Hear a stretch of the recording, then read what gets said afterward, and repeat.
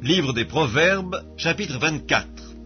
Ne porte pas envie aux hommes méchants et ne désire pas d'être avec eux, car leur cœur médite la ruine et leurs lèvres parlent d'iniquité. C'est par la sagesse qu'une maison s'élève et par l'intelligence qu'elle s'affermit. C'est par la science que les chambres se remplissent de tous les biens précieux et agréables. Un homme sage est plein de force, et celui qui a de la science affermit sa vigueur, car tu feras la guerre avec prudence, et le salut est dans le grand nombre des conseillers. La sagesse est trop élevée pour l'insensé, il n'ouvrira pas la bouche à la porte. Celui qui médite de faire le mal s'appelle un homme plein de malice. La pensée de la folie n'est que péché, et le moqueur est une abomination parmi les hommes. Si tu faiblis au jour de la détresse, ta force n'est que détresse.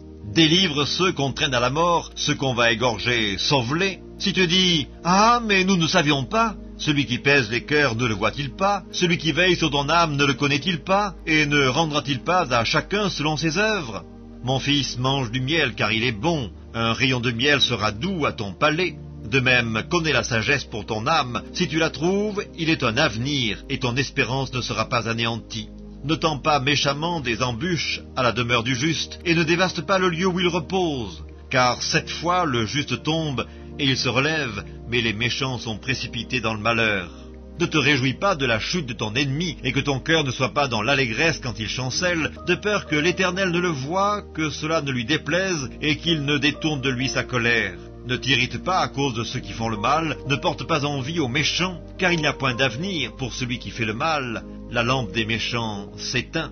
Mon fils, crains l'Éternel et le roi. Ne te mêle pas avec les hommes remuants, car soudain leur ruine surgira, et qui connaît les châtiments des uns et des autres?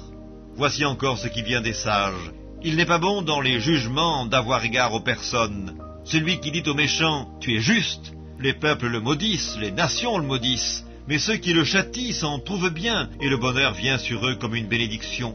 Il embrasse les lèvres, celui qui répond des paroles justes. Soigne tes affaires au dehors, mets ton champ en état, puis tu bâtiras ta maison. Ne témoigne pas à la légère contre ton prochain. Voudrais-tu tromper par tes lèvres? Ne dis pas « Je lui ferai comme il m'a fait, je rendrai à chacun selon ses œuvres ».